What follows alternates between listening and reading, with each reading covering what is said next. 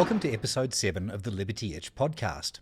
For this episode, I tried something different, a debate between two seasoned libertarians, South Australian political candidate James Hole and former Senator David Leyonhjelm. I was hoping for a discussion of such earth-shattering significance that global politics would be changed forever, or failing that, I would accept something resembling an episode of Jerry Springer. Unfortunately, I got neither. The result was more reminiscent of the old joke about asking a question to two rabbis and getting three opinions. In the end, the closest that we got to a deeply philosophical conclusion was that we each agreed to ourselves that the others were definitely wrong. Mr. James Hole and Senator David Leyonhjelm, welcome to David versus Holiath, Libertarian versus Libertarian, the great debate of 2025. Thank you for joining us. Thanks for having me. Thanks for being here as well, Senator. It's a pleasure. Ex-Senator, please. They were not in America. Sorry, former Senator. Yeah. So what I've basically done, I think David's credentials are well established as a libertarian over many years. And James is the legendary up-and-comer, darling child of the Libertarian Party, I believe. Of what year was it? 2020? 2022. 2022. Yep. So you're the young upstart bringing up the next generation. I think you've written some articles recently that have been the most thought-provoking from a libertarian perspective. So I've pulled out some quotes from those. I'm going to ask you to go into a little bit more detail about what you meant, the idea you're trying to get across, and then throw the floor over to David to give a response and what he thinks about what you've said, and then we'll see if we can turn it into a Jerry Springer episode, like I said before. So, sounds good. Starting off, this is a couple of quotes taken out of your recent articles. And you said, unfortunately, libertarianism lends itself to many seeking to justify hedonistic impulses. Inherently, libertarianism makes no moral judgments. It merely insists that government should not either. And while it is essential we have libertarians warning us of the dangers of excess government, it is also short-sighted to say that government has no role in enforcing widely accepted moral behavior. Then you say government should reflect and, at least to a degree, enforce the moral values of the populace it governs. Which begs the question, should government enforce morals, and how would it go about doing so? Yeah, well, I mean, in an ultimate world, I would prefer it wouldn't, right? And that's where I come from, and that's my sort of more libertarian background, and that's the journey I've been going on. But I just see the government has the infrastructure there to enforce certain things, and it seems a bit silly to me to then just turn our back on it completely as a mechanism and as a vehicle for moving certain things in culture that need to be moved. So, is it ideal? No. Is it optimal? No. But I think to say that government has absolutely no role, which was what I was trying to get across there, has no role in enforcing any kind of moral values, I think is a bit short-sighted. And I think when we look through history, we sort of see countries like a nation state is usually built on either one of two things. One is ethnic origin, which you see a lot in Europe, particularly like Scandinavian countries. And the other one is values, which is what we say here in Australia and in the United States. And I think what we see over more modern times is that as the sort of cohesion of values of society has broken down, trust in institutions has also broken down. So that's where I think I'm coming from with that kind of statement. It's a tough one. I'm not in love with a big, strong daddy state sort of coming in and saying these are the moral values, but I also think there's a gap there that needs to be filled. And if the private market won't step in to fill it, then the government has to. Is that not what has already been happening? That it's been government institutions in concert with private institutions imposing this new morality, specifically wokeness is the most problematic of it. I don't see wokeness. Yeah, I don't see wokeness as particularly moral. I think wokeness is actually yeah, I totally agree. Yeah, I think wokeness is the deliberate destruction of morals. 100%. And I think that is part of what we're seeing. It's not just, there's sort of beauty in reconstruction, if you want to say that, but there's nothing in deconstruction, right? And I mean, if you look at gender, for example, it's not about, all right, let's redefine what a man is or let's redefine what a woman is. It's let's get rid of that completely. The concept of a man, the concept of a woman is irrelevant now. It's totally gone. And I think the wider woke movement is really about totally destroying morality and totally destroying the foundational premise in which Western society is built. So I I don't agree, particularly see but that as the government. didn't that come from essentially top down from? Isn't that the Yeah, morality that has already been imposed by government, broadly speaking? yeah, of course. I think of course it came well, not totally top down actually. I Not think to, yeah, there's a like I bit, said, moving broadly both speaking. directions, right? Mm. But it's one of those things with that. I think it's often libertarians sort of go into this thing where it's like, well, government did this bad thing, right? So therefore we can never use government again. But it's more about the content of what actually happened, right? It's the content of the morality.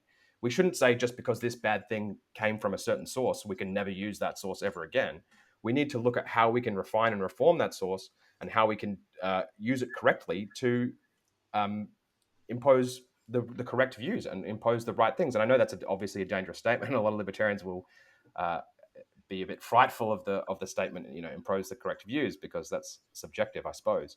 But I think it does lend to this idea of moral relativism versus objective morality, and I think it's obviously a big grand debate that I don't suspect will settle tonight. But it is one of those things that I think we really need to accept. There is, at least to some degree, some objective basis of morality that we all fundamentally build societies upon. Okay. And so then the second part of the question before I hand to David was, how exactly would government go about enforcing morality upon the populace? Well, I mean, that's a big question. And that's probably where a lot of my hesitation to sort of fully commit to a more conservative worldview comes from. Is, I use the example, I believe it was either in that article or the previous article, about the recent social media ban for, I think it's under 16s, For children, yes. which, I think that's a valid thing. I think the combination of young people and social media, I think it's the cigarettes of my generation and the earlier generations. I think it'll cause a lot of damage and a lot of harm. But is the correct response to require every single person in Australia to provide numerous identity documents to nefarious companies? No, I think enforcement is really where a lot of my hesitation comes from. So it's a tough one there, but it's a real balancing act, and I think we've got to look at those sort of things. That's why I feel I at least tried to put in sort of great pains to say, look, libertarians do need to be sounding these alarms. Libertarians do need to say, look, this is a problem. I would never want to see a government that's void of libertarians completely. I would never want to see a government that's void of liberals completely or conservatives completely. And I do actually think that libertarians are massively underrepresented in the current political landscape compared to probably the cultural view. Even if they don't call themselves libertarians, I would say there's enough cultural value to libertarianism that it probably warrants a lot more representatives in parliament. But I think it's really that delicate balancing act. How do we impose that exactly? I mean, I think that's a question beyond myself. But the fact that we should just never look at it because it's impossible or because bad things have come from that source, I think that's not the solution either. But then, sorry, just to get a bit more of an answer for David to then Sure. reply to, what are some of the ideas that in saying government should enforce morality, surely you've got some kind of idea of at what level this enforcement would take place. I mean, I What think would it takes many shapes and forms. I think, there's various forms of incentivization. There's various forms of punishment, like anything. I don't think it's a one size fits all approach. It would depend on the issue, I suppose. Okay. Mr. Leyonhjelm, your thoughts, sir? Well, look, there's a bit of a muddy puddle here which contains values, morals, and government. And so if I can maybe throw a little gypsum into it and see if I can, cause some things to flocculate and settle to the bottom. No, libertarianism has no quarrel with the existence of values or morals, none at all. It simply views them as personal things or family, so parents and children, for example. There's no question there that values and morals are very important. The area where I would depart from James is in relation to the government having something to say and do about them. Well, they can say what they like, but you have to go back and ask yourself, who is the government? What is the government? We said earlier, I am an ex-senator. I've seen the government up close and personal. I've looked into the whites of their eyes. More importantly, I've engaged them in conversation. Members of the government, members of the alternative government, the Liberal and National Party and the Labor Party on the other side. I can tell you, and the public servants, of course. In fact, the public servants, the bureaucrats, are far more influential than most people recognise. Vast majority of power rests with the heads, the leaders of each department. The ministers are so busy trying to make sure that they win votes and look good in the media, they leave most things to those people to do. Those people don't like being contradicted, so they will find ways to manipulate their ministers. So if the minister sort of has their own ideas and these departmental leaders have different ideas, they will white ant them. I discussed this with a number of ministers and shadow ministers. They realise it, but they've got to be brave to take that sort of thing on. So when you sum up, or when you try to analyse, in summary, what is the government, and who is it? Where might it derive some morals and values from? It is from ministers, most of whom are either intimidated or don't care that they're being led around by their departmental leaders, and those departmental leaders. I can tell you that they are no legends when it comes to anything. Some of them can, especially the politicians, can barely organise their own private lives. They've got a hell of a divorce rate. They are,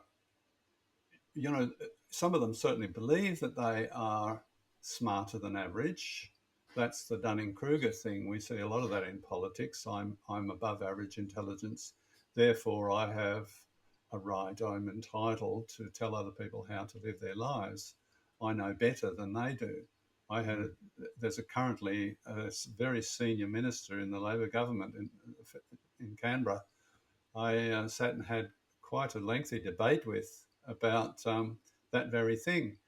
That minister was absolutely adamant that she was entitled to make rules and regulations for the little people that needed to follow. This is no different from morals and values. Now, So even on a practical level, you're saying the government's ill-equipped to be imposing morality. It's the fatal conceit. He was applying it to economics. Nobody is smart enough to know how hundreds of millions of individual transactions should go, so they can't manipulate the market.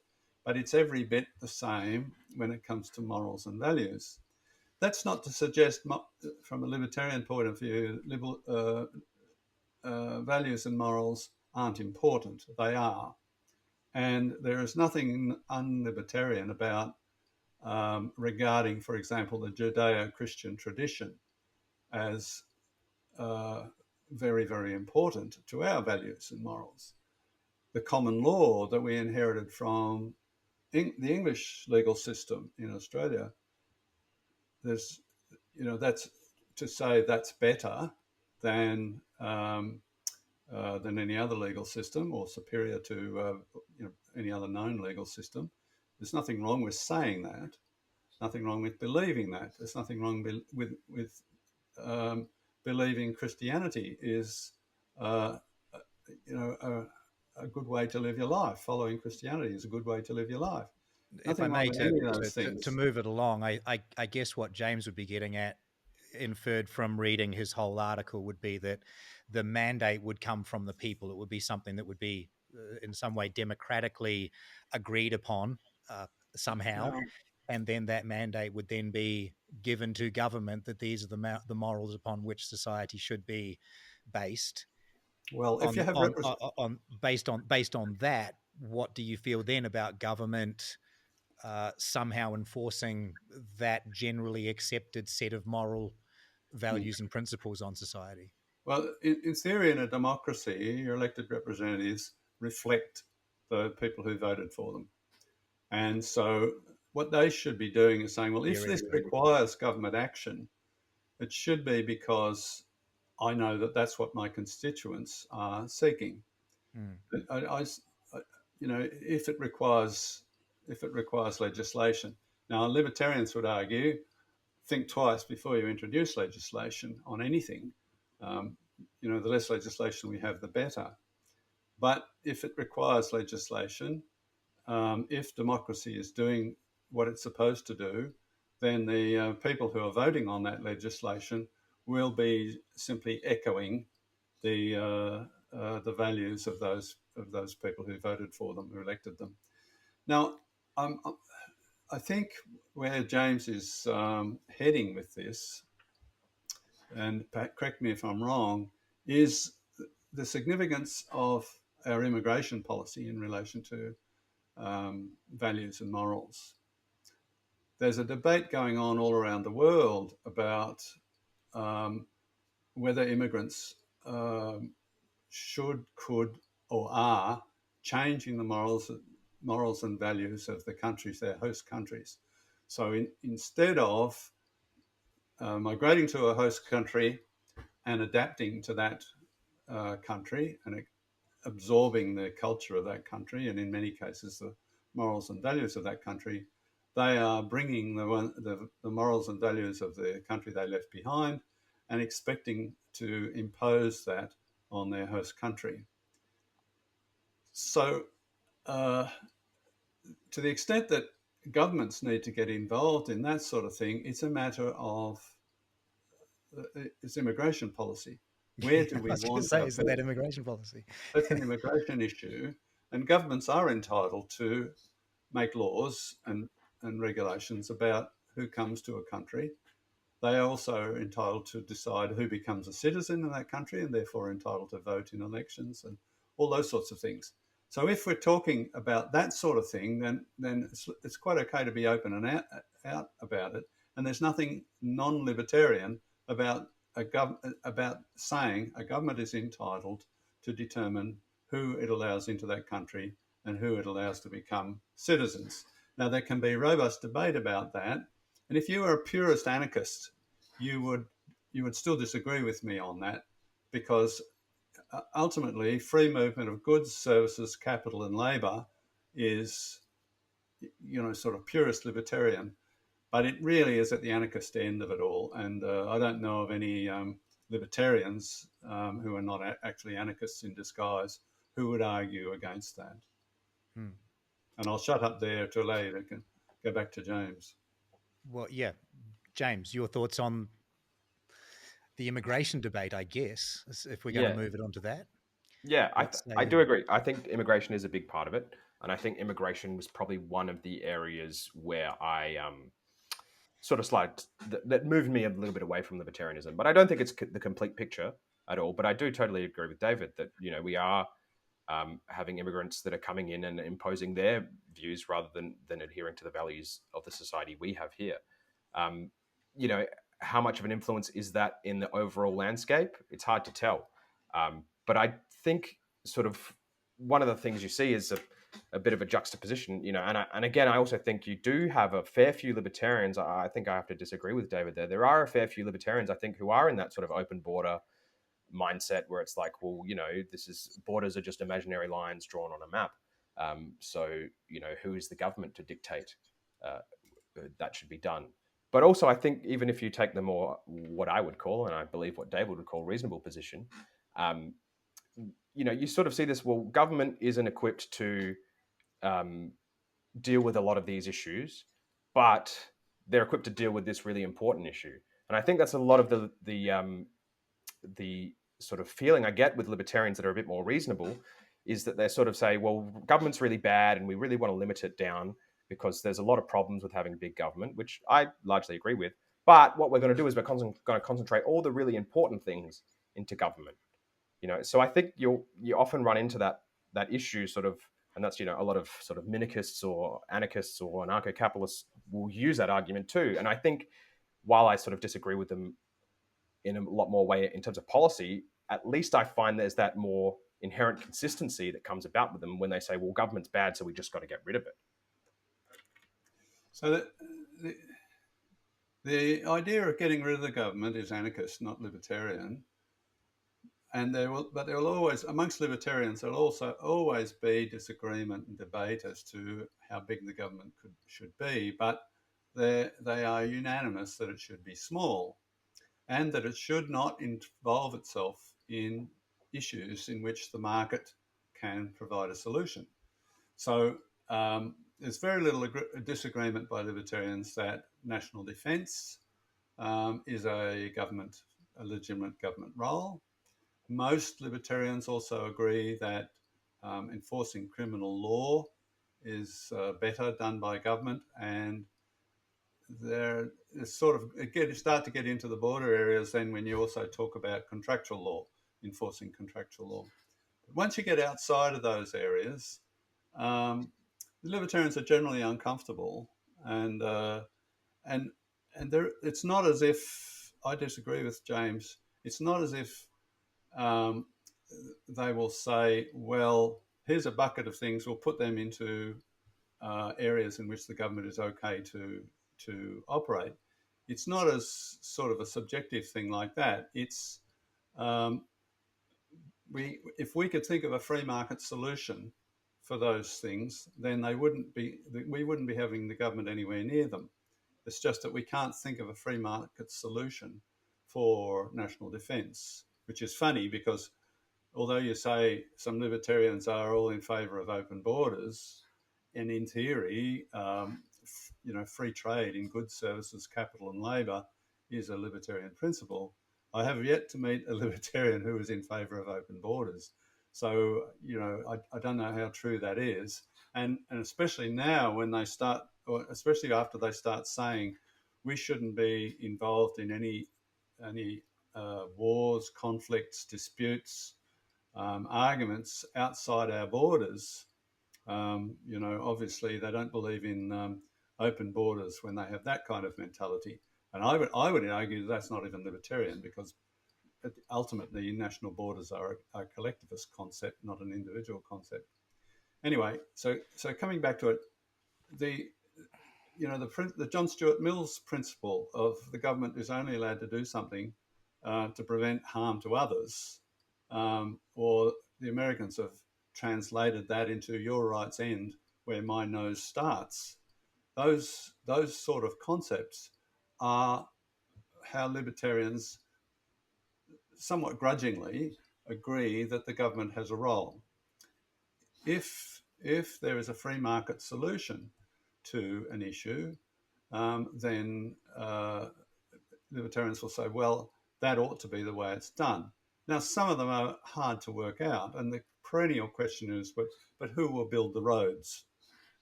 If the government doesn't do it, who will build the roads? Ultimately, these sorts of questions, you don't need to have a cut and dried answer, because we're so far away from being in a situation where we have to decide that it's zero relevance. We don't have to have an answer to every single issue in order to have a practical, pragmatic, believable libertarian philosophy. We can easily say the government should be very, very small, and let's all work towards that. And when we get it really, really small, then let's fight about what's left over.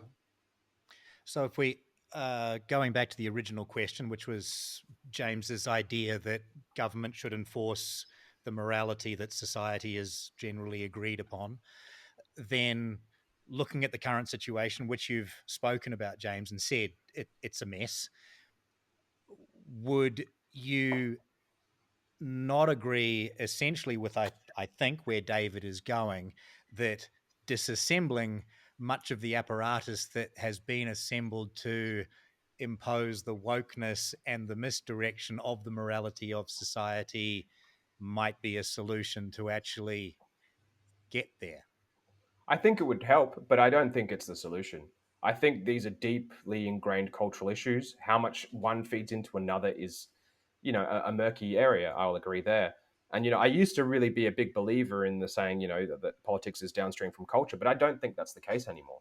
I think you look at someone like Donald Trump, and he's a cultural icon.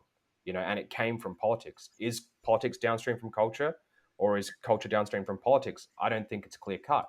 I think in some cases it's one, in other cases it's another, and in other cases it's neither, or both. So I think that if we just got rid of these departments in government, and then all of a sudden this wokeness would go away, is I think it's nonsensical.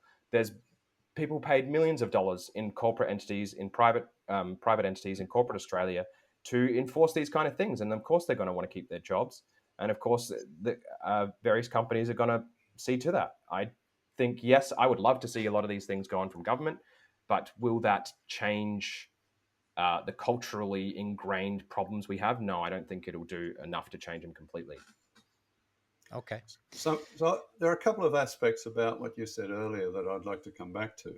One is that there is an objective basis of morality, and that you think it's legitimate for governments to impose the correct views. So this is where I think we part company. Objective basis of morality is personal. There is no one truth when it comes to morality. There is certainly a majority point of view. There could even be overwhelming majority point of view. But objective basis of morality is it's what has led in the past to religious fanaticism, and that's there's no scope for that in libertarian philosophy. No scope whatsoever. No. And imposing the correct views. As to imposing the correct views, the problem is what's correct. Who decides what is correct? If you're talking about government, you are talking about the kind of politicians, many of whom were quite dim, certainly not exemplars of morality themselves, and senior public servants. Similarly, they're not in any position to be telling the rest of us what's good for us, or what morals we should follow. So I have a profound problem with that. But on the issue of wokeness, wokeness is just the latest of weird things that society goes through. We had the campaign for nuclear disarmament when I was a kid. We've been through Black Lives Matter, relatively recently. We've had the hippie era, peace, love, and I can't think of what else, dope mainly. We've had many of these social fetishes, which hard to rationalise, hard to believe that they contribute positively to society. Most cases they don't. But they're not enduring because they don't contribute to anything. Wokeness now is in retreat, well, at least in America, and I think, where America goes, the rest of the world often follows. So I expect wokeness will be replaced by something else. We may not like what replaces it either, but I don't think wokeness is here to stay, and I don't think it requires government mandated morality to see it off. Really good point, James. You did speak of objective morality. What is it? Yeah, well, I mean, it's a tough question, and I think that probably gets to part of David's point. But I think there are certainly undeniable things that we can all agree on. I think the non-aggression principle that libertarians sort of generally hold to is one that I would say most rational people would hold to. Personally, of course, I'm going to say that the church has outlined in clear terms what morality is, and I think we have, as human society, strive to understand what morality is. I mean, that's where science has come from, is to understand God. That's where academia came from, the monastic institutes of the past, and I think that has always been our strive. Can I 100% outline the exact bounds of that? No, I can't. Is government the best people to do it? No, I don't think so either. But as I said earlier, I think it's just about how do we get closer to that? How do we get closer to a better society? Is the idea that we just totally shut off anything that comes from a government source the right way to do it? I don't think that's right. I think if we go back to what David said about the bureaucracy, I completely agree. In an earlier article, I've written extensively about how I think the bureaucracy really is infectious in a lot of sort of bright-eyed politicians that come in and sort of, whether you agree with them or not, have the best interests at heart, but then they get infected with the massive bureaucracy. So I totally agree with libertarians there. I've said, I think, several times about limiting the size of government is a good thing to do. It's more so about the scope is where I sort of have my wedge point more so. What do you mean? So that's by where I that? stand on that. I don't know if that completely answers the question. So I have an answer. Well, I have an answer to your question. How do you get back to that? How do you get back to a society in which morality conforms closer to what you believe that morality ought to be? I think that's the problem you're having. What you're seeing is society drifting away from the morality that you find best, and you're saying, how do we get back to that? And you're arguing that the government needs to drag society, community back to that morality. Just to come in, I wouldn't say that's my exact. I agree with you largely, but I would say the government is one of the tools that can be used. Mm-hmm. So, I mean, it's not an uncommon thing for people to get concerned, to become concerned about the direction in which society is heading. It's, I mean, if you go back to the 16th, 17th century, you can find plenty of arguments about the direction. There are books, many books written about the impending destruction of society. I've been reading about that for decades. So, prophecies of gloom or destruction and so forth are not new, not uncommon. And while it's true that empires have come and gone, and prophecies about the end of our type of society are not short. There's plenty of them around. You've got to ask yourself, well, would morality make any difference? Would if the government imposed the kind of morality that I favour, would that save society? What are we trying to achieve here? The libertarian point of view is that governments, to the extent that they exist, ought to reflect the people that they represent, the people that they govern, and that free markets are the best way of ensuring we don't have an end of days. The Roman Empire didn't decline because of wokeness. It became because of fighting, and they didn't have a market economy. The Incas, the Aztecs, the Phoenicians, and all those sorts of things.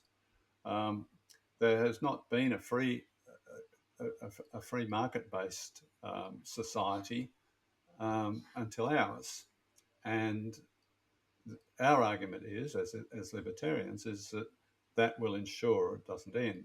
So when we see things like Trump imposing tariffs, China subsidising the hell out of markets in order to drive out the non-government subsidised competitors and those sorts of things, I mean, they qualify as immoral in libertarian terms. We There's nothing wrong. There's no anti-Christian, anti-Jewish, anti-anything concept in libertarianism. They are simply private matters, and but then again, so is trading, so is buying and selling, deciding who you're going to buy from, who you're going to sell to. They are private matters, and the less government there is involved in it, the less likely it is that it will bring an end of days. Yeah, So, I have to sorry. sorry, I have to disagree with some of that anyway. I think the private market has failed us in the West. I think it hasn't come in and helped where it is. It's so intertwined with government, it's hard to tell where one ends and the other begins. And I don't think that if we say we're to limit government drastically tomorrow, I think the corporate Australia would largely pick up the slack. I don't see that as really being the bastion of our savior. And I also tend to disagree that this is just a bit of a flash in the pan. I think if you look at the Arabic world, let's say, you see Saudi Arabia is expanding their multi-million dollar developments for millions of square kilometers area. You walk down the streets of Sydney or Melbourne or here in Adelaide, and it's things are broken, things don't work. There's trash on the streets. There's homeless encampments in our train stations and our public parks. I think you see a lot of the typical markers of the collapse of an empire happening right in front of us. And I think if the Western Empire, as it were, collapses, the world is far, far worse off. Not just us here in Australia, but someone else will come to fill the gap, and I think a force that is more malicious will come to fill the gap. So I think that's a great problem, and if that requires some bit more hardened government in order to navigate that, then I'm not going to turn my back on it simply because it has the name government in it.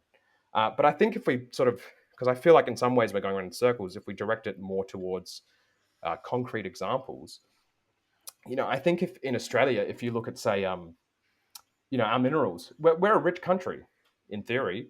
We have so many minerals. We should really be self-sufficient energy-wise. We shouldn't be paying out the nose like we do in energy. If you look at, say, Saudi Arabia, or if you look at, I think, Norway, where they have a better system, I would say, and probably a less libertarian system with the way they operate with minerals, and they keep their money that they extract from their ground. I think if we could see maybe resource rent, maybe combined with an export tariff or something of that like, and eliminate income tax or greatly reduce income tax as a result of that, I think that'd be a much better society than this current one where we allow companies to squander our resources. If I made the good points all,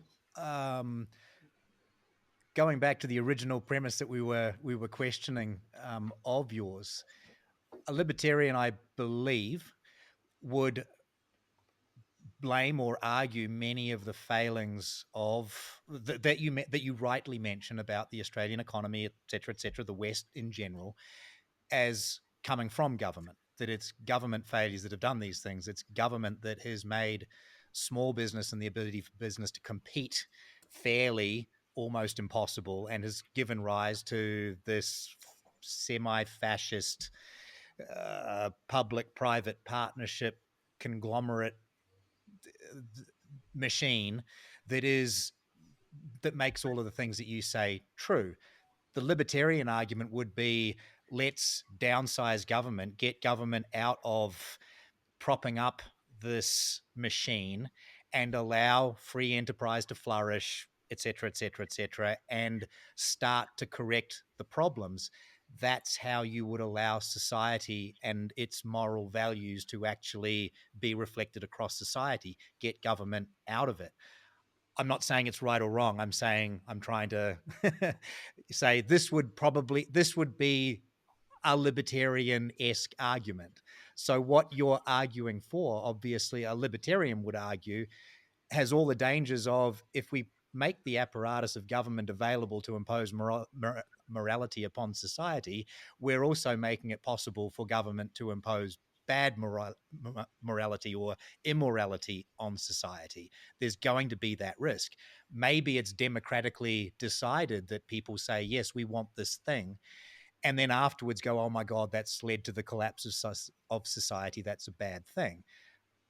would you agree that the arguments you're making for the government enforcing morality aren't libertarian? They're non-libertarian. They're anti-libertarian arguments. It's going to a more conservative or collectivist type of argument. Yeah. Are they anti-libertarian? I don't know if they're necessarily anti-libertarian. They're probably unlibertarian. Yeah, sure, I'll grant you that. But in terms of to what you're saying, how I would respond to that libertarian argument is, I would say it really reminds me a lot of the socialist, right? That's not real socialism. You know, it's the same kind of argument. Well, that's not a real free market. Well, there no such thing exists. You know, No, but I mean, you couldn't possibly say that we live in a libertarian society.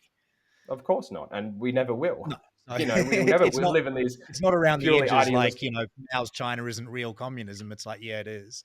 It Yeah. was. But you wanted some real examples, James, and Sure. you cited Saudi Arabia. You cited Saudi Arabia and Norway. What distinguishes those two countries is they've got vast amounts of oil, and they are reinvesting that via their government in various things which you approve of. In fact, Norway has not done too bad a job. They're relatively prosperous. Saudi Arabia is yet to be seen whether or not that works out well. There are indications that they're not doing too well there. But if I could get you to contrast that with Singapore, Singapore has no minerals. Apart from fishing, no natural resources at all.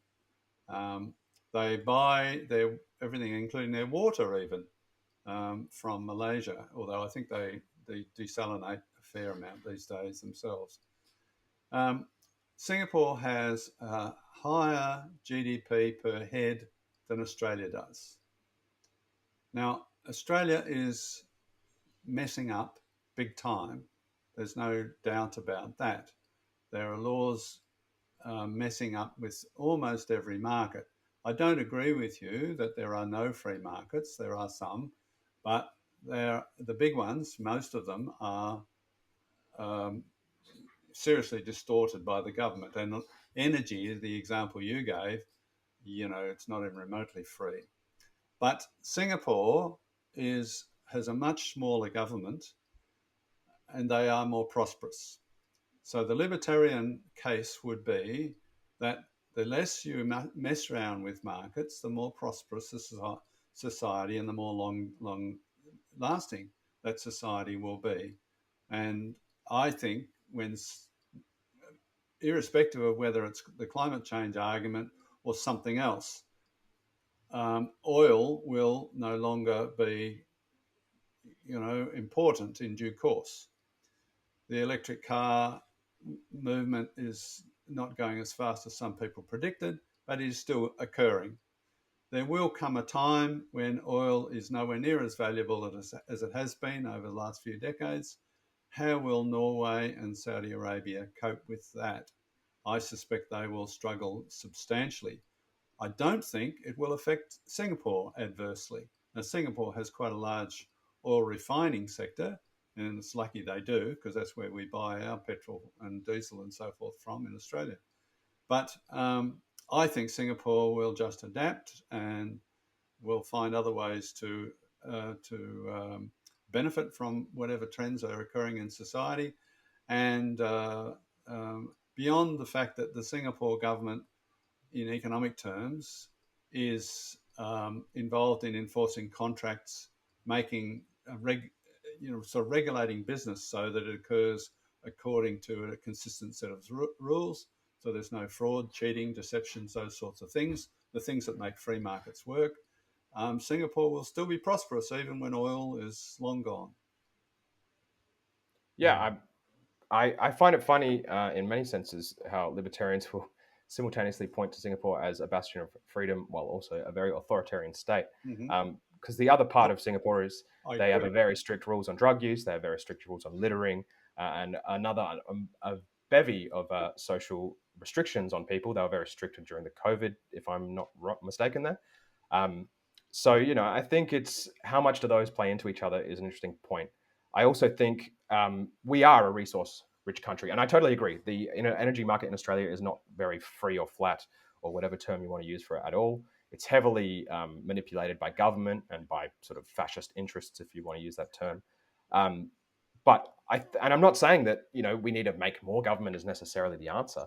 I'm just saying that often these arguments, I feel like they look past the content of policy making.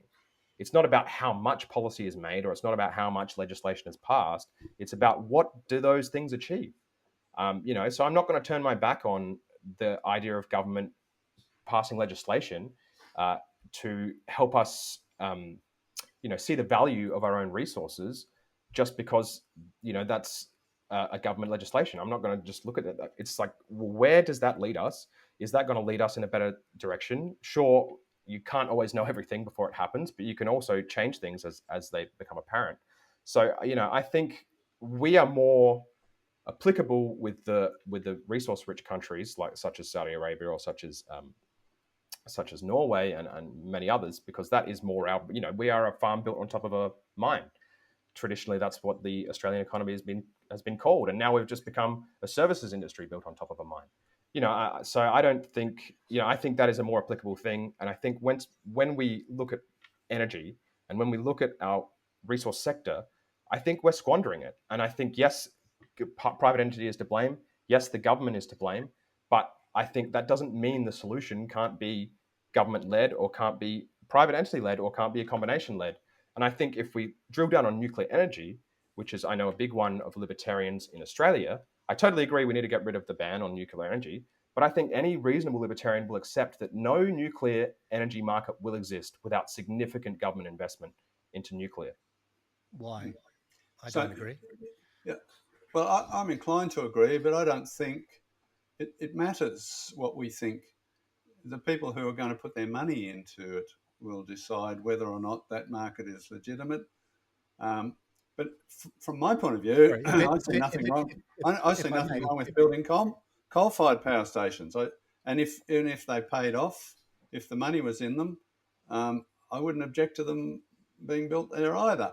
This is the point. This is not a morality question. This is simply who is best to decide, what to do about Australia's energy or mineral resources. The answer is the people who's got money at stake.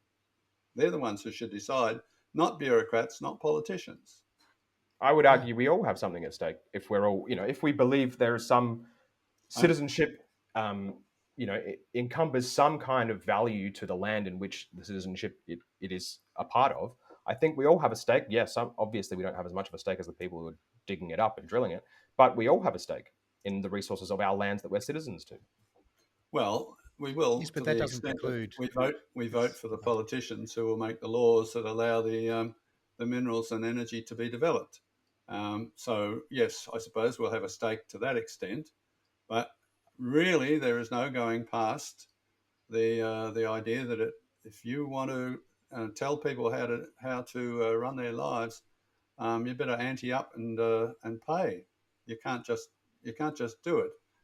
And that's the problem with governments. They don't have any skin in the game. The public servants have no skin in the game. They get it wrong, they don't get fired. If you're an investor and you put your money into an iron ore mine and it goes belly up, you pay. And yet, there's plenty of people out there who will say to you what you are doing was wrong. You are interfering with some Indigenous rights or some damn thing like that. No, I mean, ultimately, if you've got your skin in the game, you should be the one who determines if it happens. Yeah, I think Sorry. I agree with you on the Indigenous side. I also agree with you that public servants also have no skin in the game. But I disagree that that corporate Australia faces too many consequences for their bad actions too. You see many executives who are terrible at running companies, yet they remain there. You see many in middle management in a similar boat. I don't think that there's any particularly more sort of getting away with it in government than there is in corporate Australia, particularly the bigger the company. Yeah, there's some truth to that. I've seen it myself. I used to work for big companies, and there's a vast amount of mediocrity. But nonetheless, if they are only answerable to their shareholders and not some sort of government morality standard, ultimately the market will sort them out. And there have been any number of companies that have come and gone, which were, high flyers for a while, and then they had the sort of management that you're talking about, and they crashed and burned, and they don't exist anymore. And I could point to heaps and heaps of them, but look at the airline industry. We have airlines that crash and burn on a regular basis. Every decade, probably there's one that crashes and burns, and there's heaps more. There's no government morality required for that process to occur. That's called market forces. And the best thing the government could do is get out of the way and let them crash and burn. It's called creative destruction. It's well established. And because out of that destruction will come something that's better. But that's a Yeah, really good example, I think, James, that you gave with the nuclear power plant.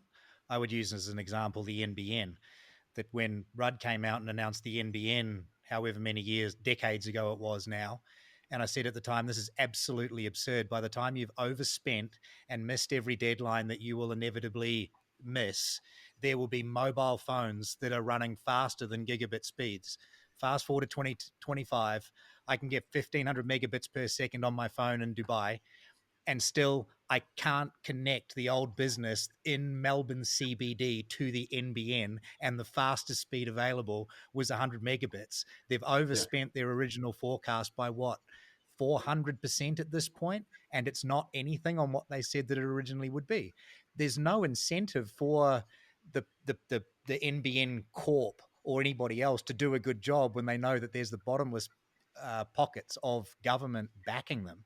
And obviously, any corporate entity that is looking for how am I going to fund a project and is it economically viable, if there's a giant bottomless pit of government money available to them, well, anyone acting in their own self-interest would go, sure, absolutely, give me access to the bottomless pit of money.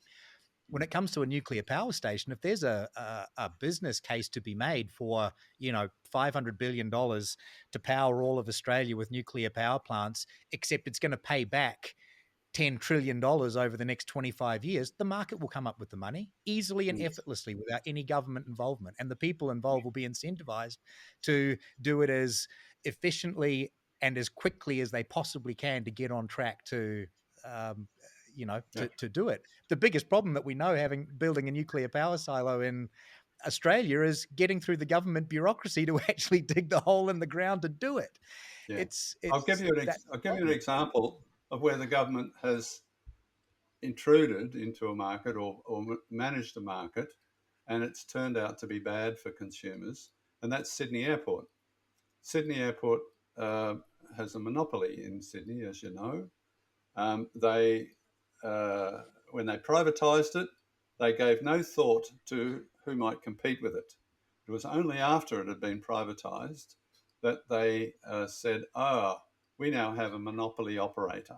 Now, monopoly operators only occur when the government creates them. A monopoly doesn't occur naturally. There's always competition. But when the government privatised Sydney Airport, they gave absolutely no thought to who might compete with it.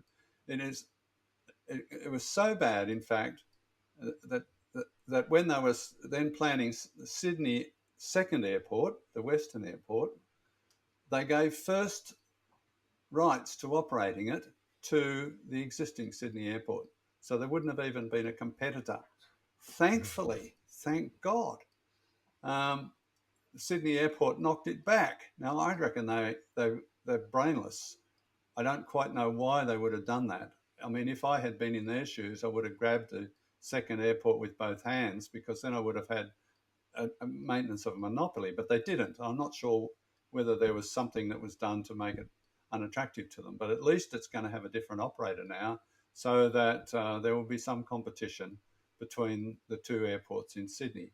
Now that's, so the only thing that the government can do really is facilitate free trade, facilitate free markets, get out of the way, but also acknowledge that, well, if there's something is a monopoly, if they inherit something which is a monopoly, and they don't want it to be in government hands anymore, then don't turn it into a private monopoly, because, as James was saying, business can be just as immoral as the public servants. Don't make it a private monopoly either. They are no better than a government monopoly. The NBN is a classic example. They are talking about privatising it.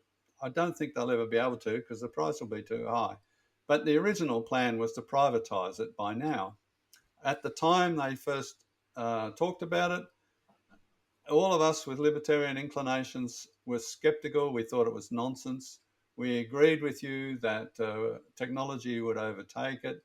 The whole time I was in Canberra in the Senate, the NBN would come lobbying government to prop it up, keep it going. Malcolm Turnbull was a massive, great cheerleader for the NBN, and that it was ridiculous. So the only thing that the government could do really is privatise the NBN, but not even to one owner.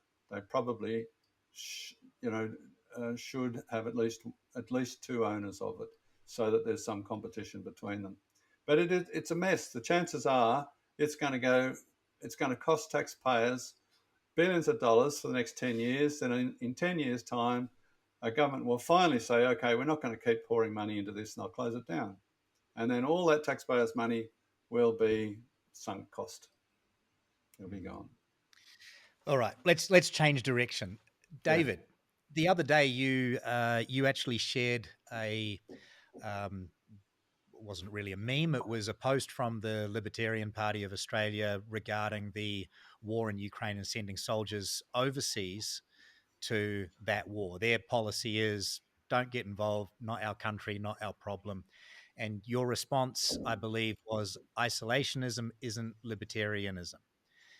Can you please explain further your position on that topic? Yeah. So the core value of libertarianism is opposition to coercion. That's, some people say, oh, well, it's a non-aggression principle or whatever, but that's how I interpret it. So coercion comes in many forms. It can be physical or it can be non-physical.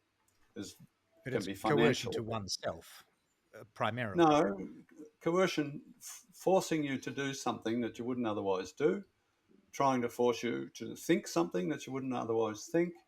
That's what I mean, but it's about you. Like if you coerce James to do something he doesn't want to do, it's no business of mine, correct? Well, it is your business, so you can oppose it.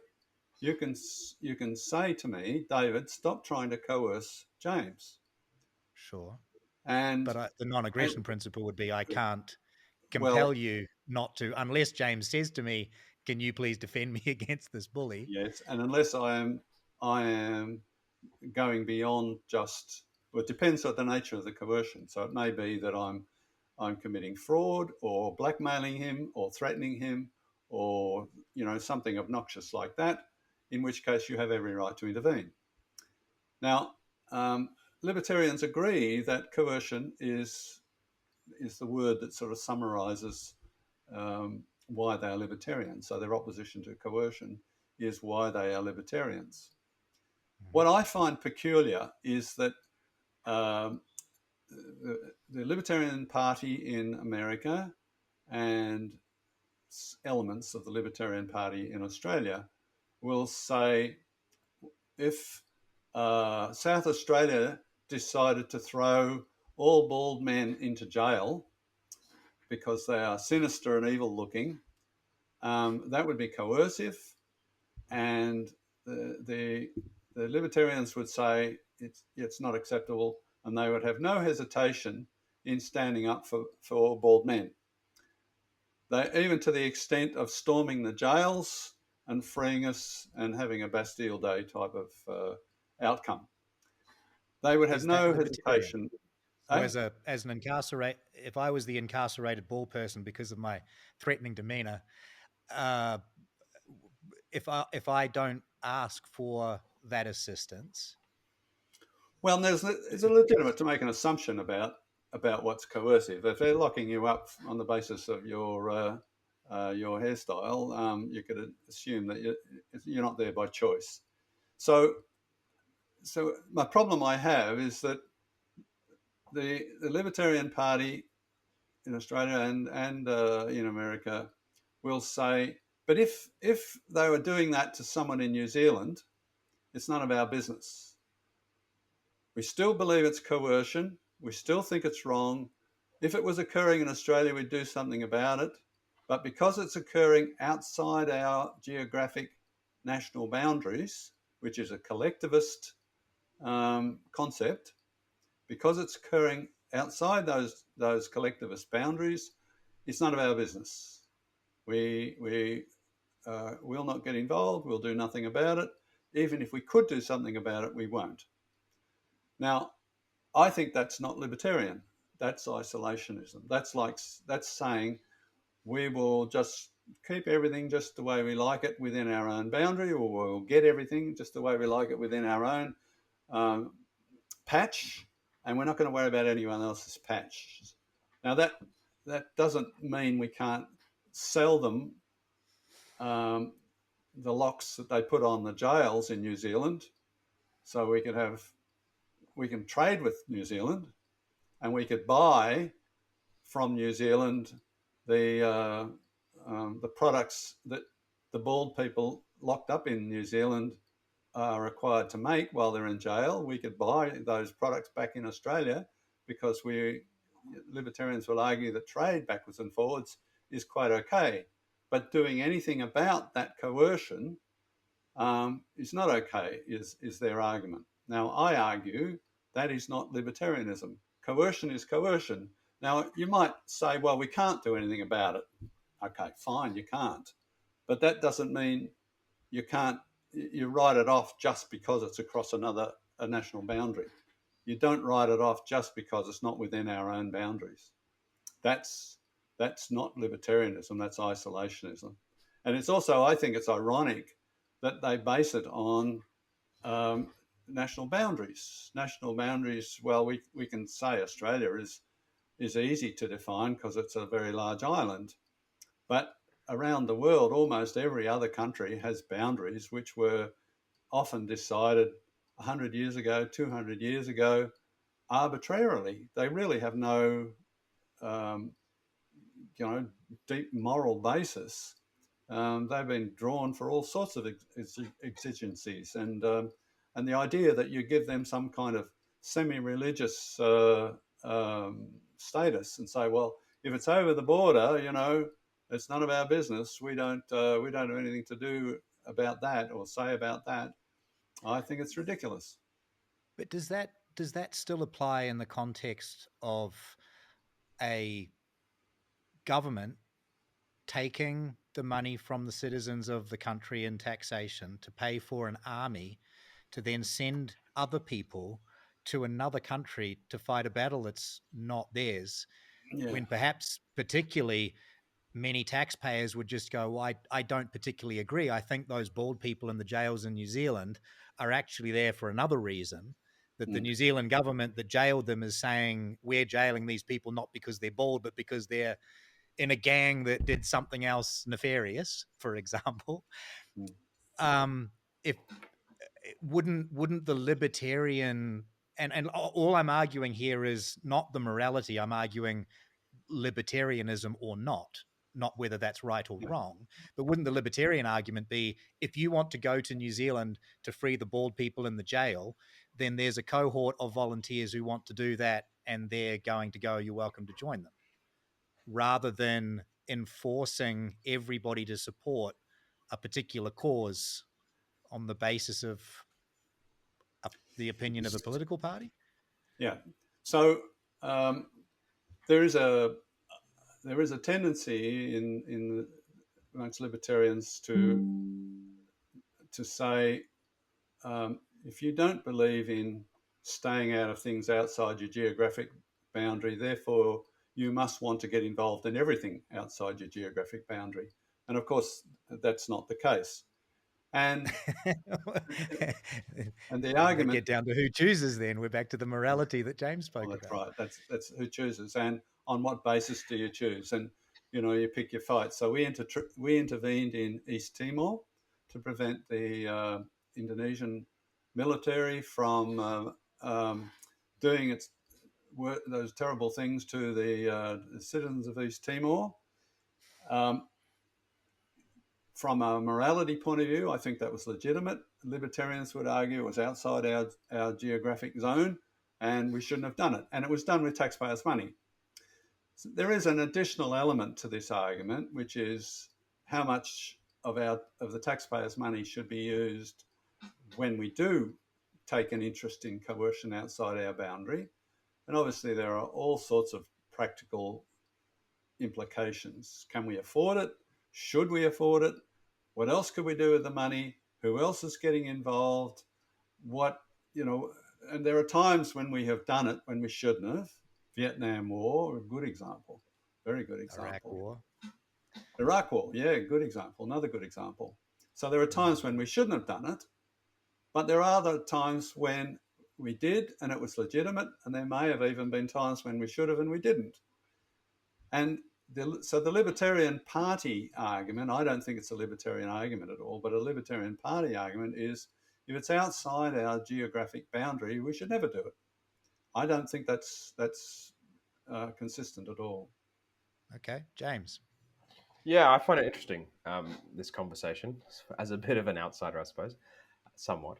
I think it's a very complicated answer to really what is quite a simple question, I think. And I think this is one of the areas where libertarianism can fall down, is where you get into this sort of, boundaries. And I think David earlier was talking about how, boundaries are important when it comes to immigration. But now boundaries are not as important, and it's a collectivist concept, which is sort of what I was alluding to earlier, how libertarians do have this sort of, maybe open borders was a bit strong when I said that earlier, but they do have this more flexible view of borders, which in some cases is justified. I think David's right. In some cases, borders are drawn quite arbitrarily. But I think, we have to define where we live as something, what we are as Australians or Americans or whatever country you belong to, is something more than the boundaries in which we're enclosed within.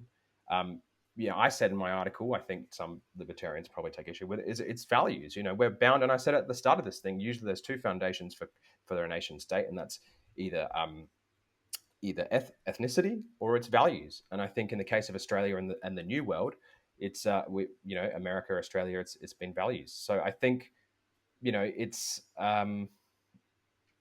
geopolitics was really one which drew that sort of wedge again with me with libertarianism, because I think it's very hard for the libertarian. That's why you sort of get these complicated answers, because it's very hard for a libertarian to sort of, there's two competing areas here, which, to be fair to libertarianism, there's not very often that happens. It is quite a clear and bright line sort of ideology, unlike conservatism, which is much more nebulous.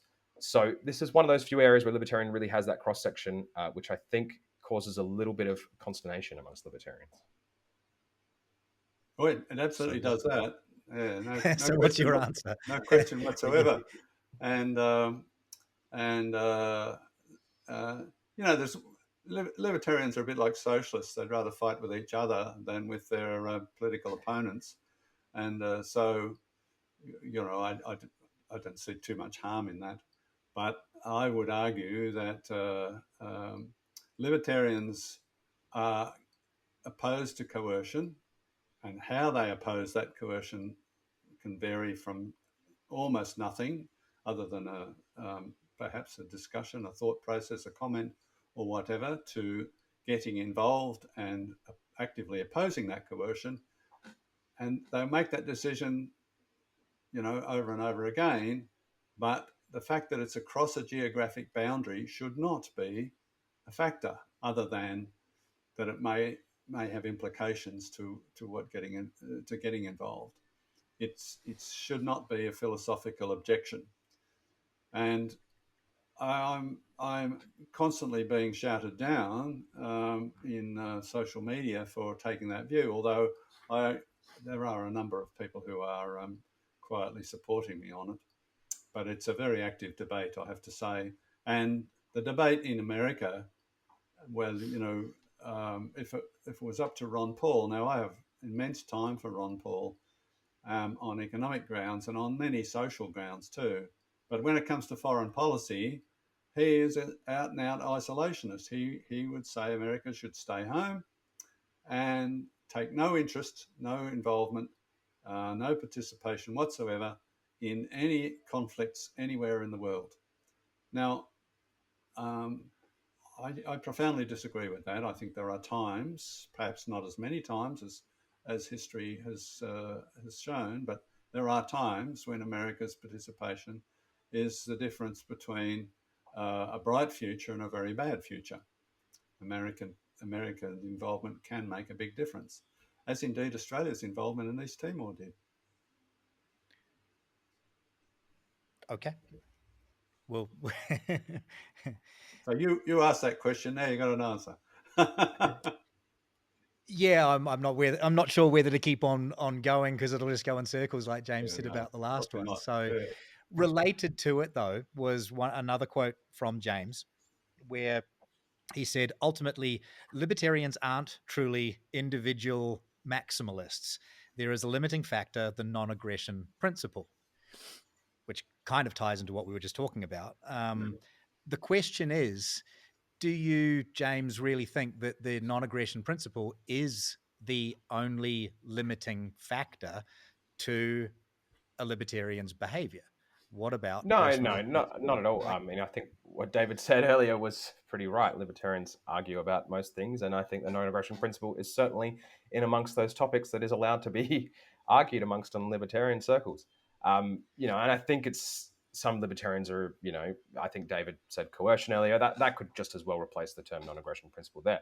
Sure, But yeah. what I was suggesting is the sort of maximal individualism is capped in a libertarian worldview, in my understanding, by coercion or non-aggression principle or whatever you want to call it. That's the limiting factor of, well, a person can do whatever they want. That's the but when there's coercion, but when it violates the non-aggression principle. But yes, I guess what I'm getting at is that's the slogan. But there should also be the inherent limitation of personal responsibility. It's Sure. if you if you want to become a raging heroin addict, yes, you're free to do so, but the consequence of that is, death, ruination of your life. No one wants to contract with you or freely associate with you anymore, et cetera, et cetera, et cetera. It's like the reason that you shouldn't become a heroin addict is not because it doesn't violate the non-aggression principle. It's just that it's a really bad idea that leads to bad things. So it's not just that, Damon. The personal responsibility also means you can't go when you become a raging heroin addict and you no longer have the money to feed yourself, or you become sick, or something like that. Don't come running to taxpayers to bail you out. You voluntary welfare may be acceptable, but coerced welfare is not acceptable in those situations. So the genuine libertarian position is, yes, you do what you like, personal choice, free choice, within the limits of the non-aggression principle, but also personal responsibility. You are responsible for the consequences of the choices you make. And nobody else, and you cannot come running to anybody else and demand that you will be excused or saved from the consequences of those choices you made. I suppose my contention to all that is it typically, personal responsibility in certain circumstances anyway, fails to account for externalities, right? So certain externalities that the rest of society bears, but even before we're talking about, public health care or those kind of, or social welfare or those kind of things. If there's a homeless heroin addict, that's going to affect where I live. That's going to affect me and my life, say if it's in my community. And if that's something I don't want to tolerate, I suppose a libertarian could say, well, you could use the private, proprietor could kick them out. But at the end of the day, they've got to have somewhere to go. So it's just kicking the can down the road to someone else's problem. So I think that's where a lot of the problems come in. And, I suppose another libertarian argument could be private charity. But I think, we as a society, and I think I said this, I'm not sure if it was my last article or the one before it, we should want to pay tax. I know that's probably scary to a lot of you. But we should want to pay tax because we should want to be communal and helpful to people. And yes, we could go to private charity, but at the end of the day, the government has the infrastructure to support a taxation system. And the solution is not, tax is theft. The solution is let's make tax like at a reasonable rate, because I think we can all agree here that it's way too high in most of the Western world right now. And it's, it's insidious as taxes on taxes and taxes in hidden areas and levies and charges and fees. I agree with libertarians completely there. But the other side of it is we should be able to see that the return on investment is there. It shouldn't be so obscured through all these different departments and programs and washed out through basically money laundering schemes. I think, if we were to refine tax in a way that makes it a reasonable rate and makes the return on investment obvious to the taxpayer, I think we'd see a lot of benefit come from those kind of things rather than having to basically mirror that in a private charity system if it effectively comes to the same outcome. But isn't there a natural revulsion to taxation because it is coercive? It's one thing, like the church, for instance, people don't generally have any issue with paying their tithes. 10% to the church has commonly been a thing. Some people might, but as a general thing, it's like you do that to be part of that community totally voluntarily. But as soon as you go, you must pay me the 10%, and I'm not going to tell you what I'm going to do with it, I'm just going to take it, then that becomes the problem. I don't want to pay tax, not because I don't want to contribute, but because I want to have some kind of say into what I'm contributing to, and also because it's that voluntary thing. Isn't that the difference? I think when you give money to a private charity, the same thing happens. You don't really get to say where the private charity puts it. I suppose you can look at it to some degree. You can in government budgets too, right? But there's no coercion. The point. Yes, that's true. That bit is. But I think, I think in many ways it's a bit talking past the issue, right? Things in life are in some way or another coerced, right? If many people would feel, if that heroin addict, going back to that example, came up to them and gave them a sob story, they would be coerced into paying them. And that's going to happen. That's not coercion because it's voluntary. Well, they might lie about it. They might use nefarious means to obfuscate what they're actually going to do with that money. They might be fraudulent about it. But if the heroin addict pulls a knife on me and says, give me $100, that's completely different to the heroin addict saying, I haven't eaten for 5 days. Can you give me $100? If I choose to give him $100, that's I think most people, most philosophers, most libertarians would agree that being fraudulent to extract resources is a form of coercion, right? Well, yeah. So we're getting into how many angels can dance on the head of a pin here. This is, I think Damon's example is the right one. If the heroin addict pulls a knife, that's coercion. If they're asking for charity and you give it to them, that's not coercion, whether it's the truth or not. It might be in some people's minds, but I would view it as coercion. But it's still got a lot to do with how you feel at the end of the experience too. So, it's sort of like you do have the option. The heroin addict lied and I gave him $100. I'm $100 poorer, but I feel warm and fuzzy in my heart. I got something out of the transaction. Yeah. Where if he pulls a knife on me, I'm bitter and annoyed about it. But it's a completely different transaction. That's right. So you have a choice as well as the heroin addict had a choice whether to pull the knife and pull that and do that. You had a choice in how you responded.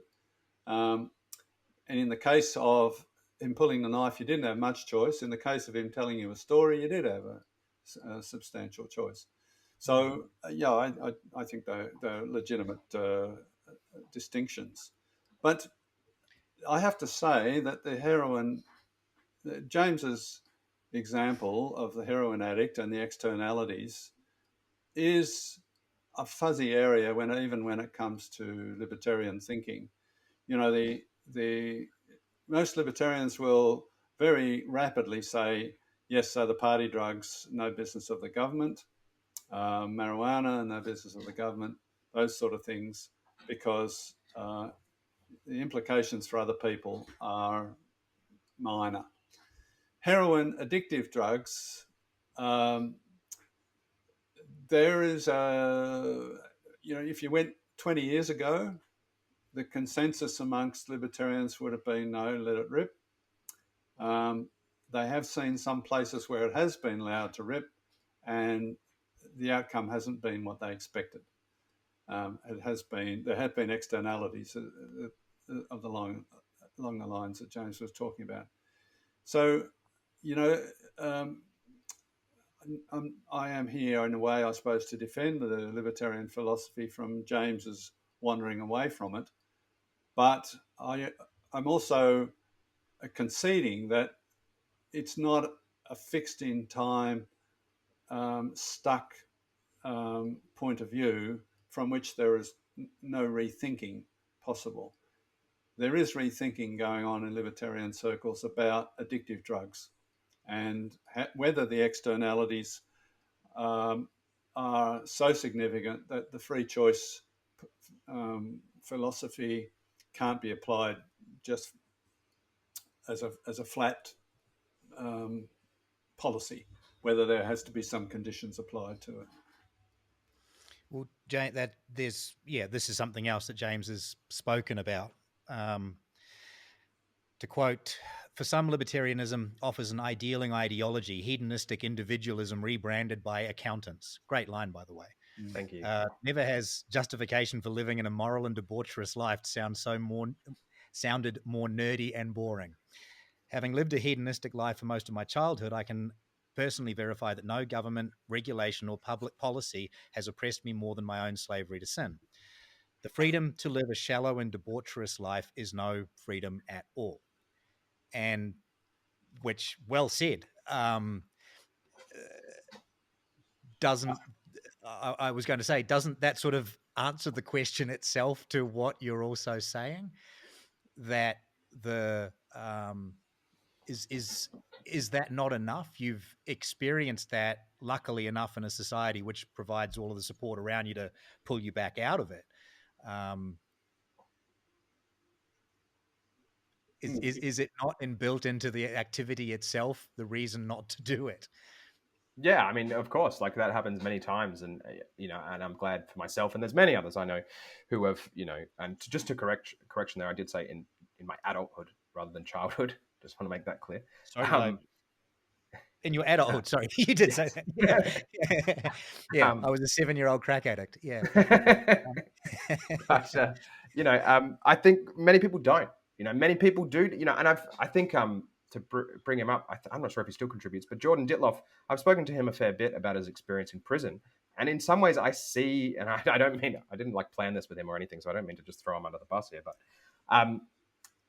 I see how the benefits that can bring to certain people. I think some people do need that sort of wake up call, and it's necessary. And I think even most libertarians, to be fair, will agree that some form of correctional system is necessary to rehabilitate certain people. Absolutely correct. Yeah, absolutely correct. And I don't think libertarians would argue that the hedonistic lifestyle, the libertine lifestyle, which many people associate or confuse with libertarianism, is an example of what libertarian stands for. It's the fact is that some people choose not to go down that path, and yet they are very firm, committed libertarians. They make different choices. That's the principle of libertarianism. It's the freedom to make a choice without being subject to coercion, either by the government or anybody else, but especially by the government. That you are not coerced into making a decision. You choose not to become a drug addict. You choose not to become a thief. You choose not to become promiscuous, not because of coercion, not because of government morality, but because of free choice. That's the key element of, and you take responsibility for those choices you make.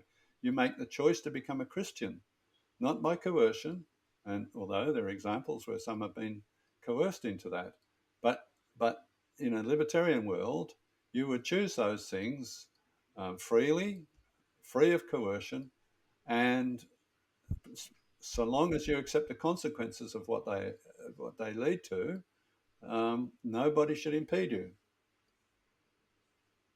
I think, I think even in that article, I made reference that obviously that's the way, right?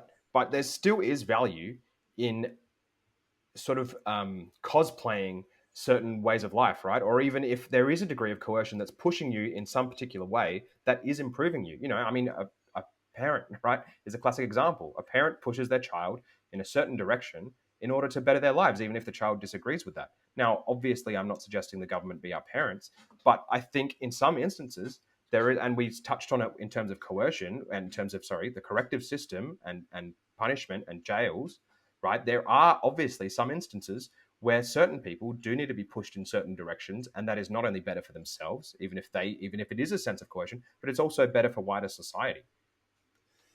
There's no doubt that some people improve, if we can use that word, if we can apply a value to it. Some people improve as a result of some kind of harsh thing occurring in their life.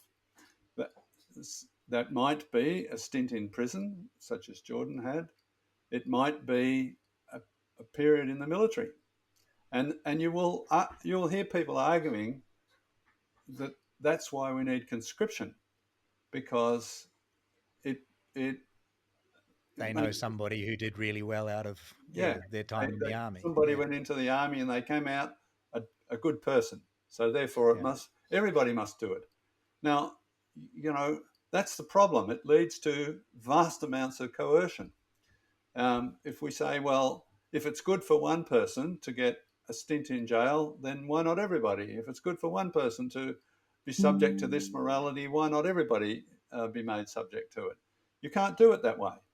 You have got to accept the consequences of people making their own choices, as long as, and this is where we do fail somewhat in our society, as long as we ensure that they accept the consequences of the choices they make. We tend to pick people off and say, there, dust them down, and say, there, that's all right, and they go and do it again. And our criminal justice system is a perfect example of that. They let people out, who shouldn't be let out quite regularly, and yet they lock up other people who are never going to do it again. So we have some distortions in our criminal justice system, but the idea that everybody needs a shock in their life or of some description to make them a better person, profoundly coercive and anti-libertarian. I don't think it's a zero-sum game. I don't think it's an all or nothing thing. I think we can perfectly capable. I think that's one of the problems with libertarianism. It locks you into this sort of ideological prison where you've got to say, well, no, we can't apply this because of ideology. We can't apply this at all, right? I think we can walk that tightrope, right? We can say there are some people in which that will benefit, and there are some people, obviously, who it won't. Of course, there's murky areas in determining how we do that, but I think it's okay to say, yes, there are some people where that works and there's some people where it doesn't. So let's try and develop policy that addresses those people and doesn't address the other ones that detriment from it. So the answer I have to that is fine, as long as I'm the person who decides. Yeah. Because I don't want anybody else making those sort of choices if they affect me. I think throughout most of human history, we've got it pretty right. I think we're really in a point in time where we're getting it quite wrong. I think. You think we're more wrong now than we were in the past? That. Yeah, I do. Civilization hasn't gone through worse things than we're going through. Right now. I mean, once we factor things like technology and those kind of aspects, I think we are in one of the worst timelines, if you will, of Western civilization currently. Yeah, I'm not shying away from that. Western civilization. Yeah. So you're talking well, that's where we live. That's all that really matters in this conversation, right? But there have been many other civilizations. So what timeline would you say we are living in our current civilization? The 1400s or from BC, or when? I think, I'm not going to put a specific date to it, but I think we're living in the decline. I think we're living in the fast decline. But that's the decline of the Western Empire, it would appear to be. Correct. It's sort of like following the same path that most empires have gone through. Yeah, but I live in the Western Empire, so I don't want to see it fall. Yeah. Right? If I lived back then in those empires, I would fight to save them too. But I live now, and I live in the West, so I'm fighting to save the West. So there's a few books about that, but my libertarian response to that is free markets are self-sustaining. Free markets are good for prosperity, and with free to have free markets, you need free people making free choices. You need some rules about what how those free markets operate. No cheating and stealing and that sort of stuff. But subject to those limited rules, I don't see the end of days. Certainly there are changes in society, and there are a few things I'd like to get rid of myself. But I've studied somewhat the Romans, the Incas, the Aztecs, the Byzantines, the Phoenicians, the Egyptians, and none of them were based on free markets. And I think that's going to make the difference this time. I don't see it defending us. I mean, I see the free markets around us failing. I see corporate Australia fail. I see corporate Australia as one of the biggest players on board with a lot of these issues, similar with corporate America, and I'm sure much of Europe is the same, particularly the UK. I see them as just as bad, if not worse, than government. And I think if we were to, I think most libertarians, even in Australia, would much rather see the Trump administration come in and run certain things than most of corporate Australia. Well, on that bombshell, Damon, I think it's probably time to go to bed. One more question, or you want to leave it there? Well, if you got a good one. The last one was James's last article was the social contract. And I did a quick reading up of this because I understood the phrase came from John Locke. It didn't, apparently. I found that Thomas Hobbes wrote a book, Leviathan, in 1651. And he proposed that people enter the social contract to escape the brutality of the state of nature, because obviously 1651, that's your problem, and argued for an absolute ruler. So it was total authoritarian rule that he was asking for. That's what the social contract was about. Then in 1762, Jean-Jacques Rousseau wrote The Social Contract, and his was a collectivist approach. He was saying about the social contract for collectivism, and then John Locke wrote about the social contract in terms of libertarianism and the role of the government being to defend liberty, property, etc. Your statement, James, that I wanted to question was the purist libertarian violates the social contract, which is kind of getting to what we were just talking about now, but flesh that out just a little bit more as our last topic of the night. Do you mind reading that in fuller? Sorry. You said the purist libertarian violates the social contract. Do you have the rest of it? Sorry. Of the line that you had? No, that was the bit that I plucked out of there. No, that's all right. I'll get it up. Sorry, I just want to get myself correct. Sure, yeah.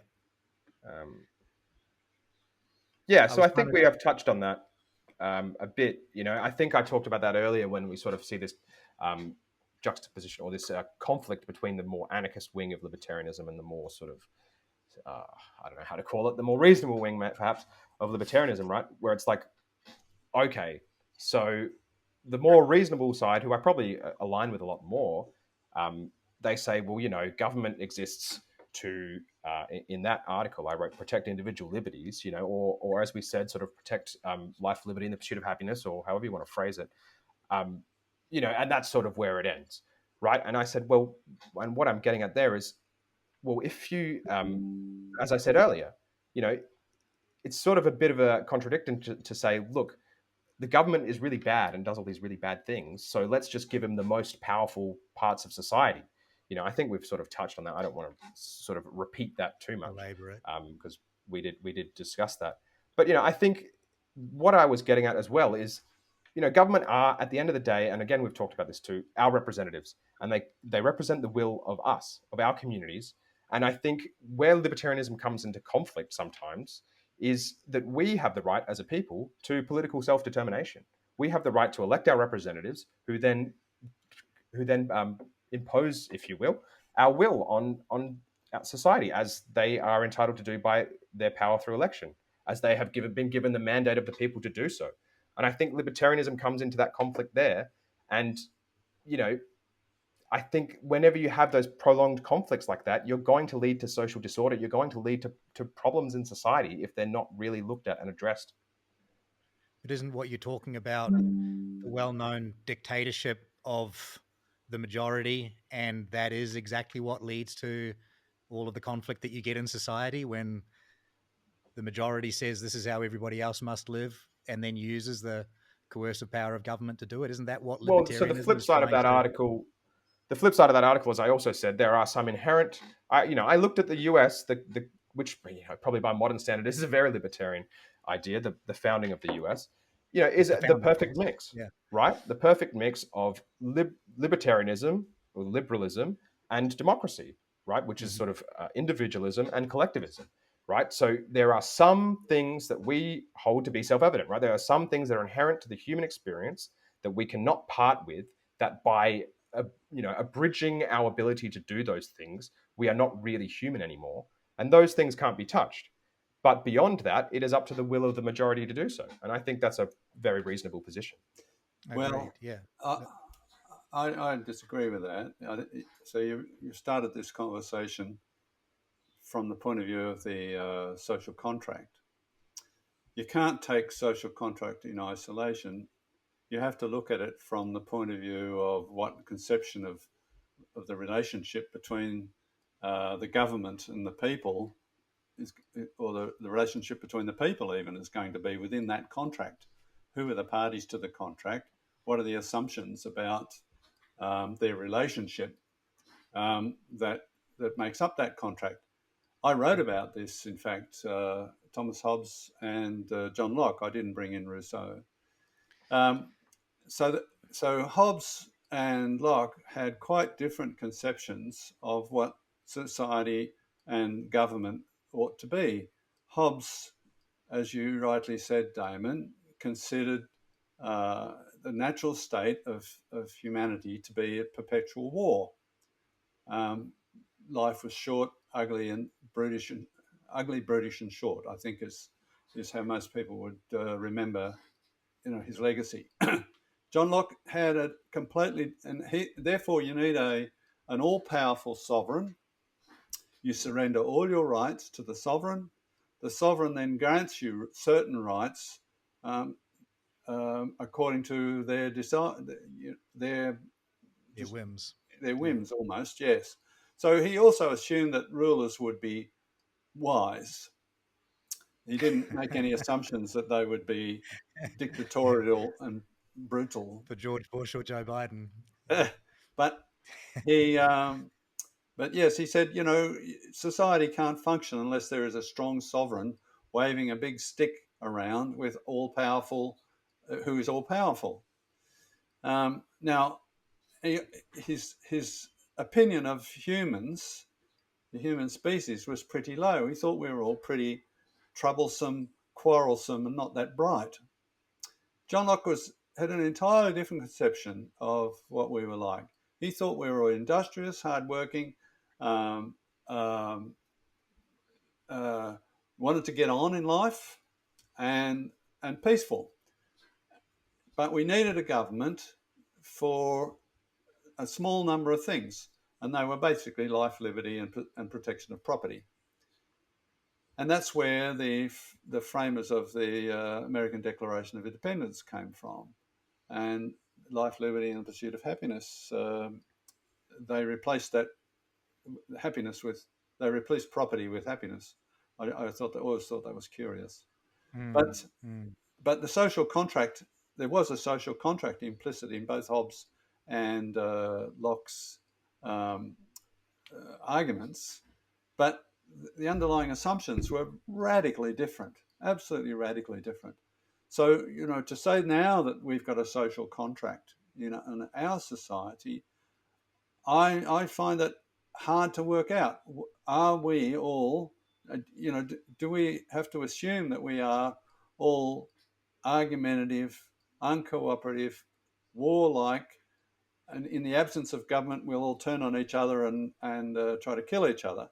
Or is our preferred state that we just get left alone, get on with life, try to do well for ourselves, build up some money, look after our families, and so on?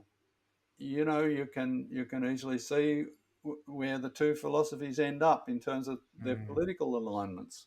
It's not that hard to work that out, but you can't just then say, "Oh, well, a social contract is significant in that," without looking at, well, what else goes with it. I tend to think the way the average person interacts with society, they follow a social. They don't think about Hobbes and Locke and Rousseau. They interact with society in with as though there is a social contract. People feel bad about doing certain things. People are inclined to follow rules. People are inclined to obey the dictates of those who seem to have authority. Whether they actually do or not even. You often see these sort of social experiments where someone wears a high-vis jacket and they can sort of tell everyone what to do, and people fall in line and do it. Right. So I think, we do follow I think once we put the sort of intellectualizing aside, we do follow a social contract. I think what I was trying to get at in that article, hopefully I did, was that we've got to really just more define the terms. We can't escape this social contract. We all are part of it, whether we like it or not. But what we've got to do better is define the terms, and what we've got to do better is hold our politicians to their democratic account rather than holding to them the account of some lofty ideology. But aren't these two entirely different things? Like, you kind of argued against yourself there when you said people do the right thing, to paraphrase. in a general sense, most people are inclined to do right by one another, to follow the rules, etc., etc., etc. And yeah, the problem is government isn't following its own rules. And wouldn't therefore the solution not be to give government more power to impose more rules, but just how do we hold them to account if they're the ones holding us to account to I don't believe I said that people contract? I don't believe I said that people do the right thing. I said they're obedient. That isn't necessarily the right thing, right? I think there's a big chasm in those two areas, And in terms of to the heart of what you're saying, I think it's one of those things where you find it. Sorry, I just lost my train of thought. So, if I can just jump in there, Please. What you're talking, we're back to now morals and values. Yeah, sorry. Yeah. We have returned to morals and values, which the social contract is. So yeah, the social contract is translated. Yes, that's right. Morals and values. Is there an objective basis for morality, which is one of the things that you said, James? Back to that. I don't think there is. I think it is dependent on society. It's dependent on what everybody else thinks. We've got all sorts of social pressures on us, but the argument we're having here is, to what extent should the government take a particular point of morality and say that's obligatory? You're obliged. It's a particular point of morality well beyond the defence of life, liberty, and property. Yes. Really. Yes, that's right. Yeah, outside those fundamentals. Outside of those things. And it's like, is there really anything morally? You can't steal, you can't kill, you can't lie in contracts, you can't screw people over for personal gain, et cetera, et cetera, et cetera. Once you get outside of the bound, what is outside of the bounds of that isn't really contained within libertarianism? Yeah, that's right. That's where it becomes very amorphous, doesn't it? It's like you can understand that it would be nice that there needs to be a little bit more, but it seems like none of us here can say what that might be. If you let me decide what those morals should be and allow me to enforce it, then only if you let me put my 2 cents in too, David. Then you got my vote. Yeah, but I mean that as soon as I say that, people will say, "Don't be ridiculous." Well, then who should? Who should be deciding? Yeah, I think a lot of these things have just been imposed upon me. Then, right? I haven't claimed these things necessarily. I haven't said that government should necessarily go beyond the parameters that you set out. All I've said really throughout this whole conversation, all my sort of wandering is led me to think is I'm not going to just flat out reject government simply because it has the term government in its name, right? If the policy of government leads to a better society, I support it. It's really as simple as that. Does that mean, maybe that means we have a smaller government than we have today? Maybe that means we have a bigger government than we have today. I'm not going to hold myself to an ideological prison of libertarianism in order to achieve that outcome. I've moved more to an outcome-oriented approach, which I call a common sense approach, which I think most people will agree with. Yes. Rather than like, I'm going to hold myself in this prison of libertarianism, and if it goes outside the scope, well, so be the consequences, and so be how much better it might make society or how much worse. I'm just going to hold myself to that. So this is the reversing the argument. So the libertarian will argue if a society functions along libertarian lines, it will be a better society. James is saying, I want a better society, full stop. And I'll decide if that society is better without necessarily following, applying, or even thinking about libertarian principles. I understand his point of view. I don't think the problem is he has a definition of what a better society is that other people may not have. And whereas libertarians will say, well, I can define a better society. It's not in my head. I can put it on paper. I can say it is less government, it is less coercion, lower taxes, all those sorts of things.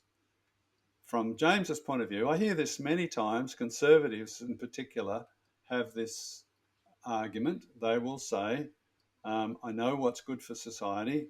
I don't need any libertarian philosophy for me to get there. The problem is, what are those things that are a better society? Defining it. The devil's in the detail. Yeah, the devil is in the detail, correct. So, James, is this what we're calling this, the common sense approach, as you're calling it? That's paleo-libertarianism. It's this new branch of libertarianism. Well, paleo-libertarian by definition is not a new branch of libertarianism. It's an older branch. By definition, it's not. But no, I mean, look, did you find the runestones from the original cave where the original libertarians wrote it down? I suppose I'm trying to fit myself within libertarianism. I'm not entirely sure why, but I suppose to some degree I'm trying to hold on to that thing, and I feel like in many ways I feel like I've been pushed out more than I have left myself. I feel like it's one of the things with libertarianism is once you it's not a broad church sort of philosophy or ideology. Once you sort of start to sway a little bit, well, then you're not a real libertarian anymore, and out you go. So I find that's sort of one of the things where I've been pushed more into conservatism than I've actually walked into that door. So have a try at socialism for a while and see if it I did in my early years. Not a real socialist is a very real thing. You're not a real libertarian exists, but it's not on the same scale, I can tell you. Yeah, I've done the whole gamut. I've gone from left to right via libertarianism, so it seems. And I do find that, I think probably in extreme left circles, it's probably similar. But I suppose I don't mean to denigrate libertarianism at all here by saying it's an extremist view in the sense that it holds to an ideological purity, much like socialism does too. So I think that's where you get those kind of tensions where it's like, well, you're not as purist and as orthodox with a lowercase o as I am about that. So you're not really that. It's true. That's quite true. Conservatism is just respect for the past and traditions. So it doesn't have a sort of philosophical grounding in the same way that socialism or libertarianism does. So that goes with the territory. You're quite right. Are we done? Thank you, gentlemen. Very interesting discussion. We've defined paleo-libertarianism and gone around in a few circles. So we'll see what the audience has to say about this in the comments and the chat underneath.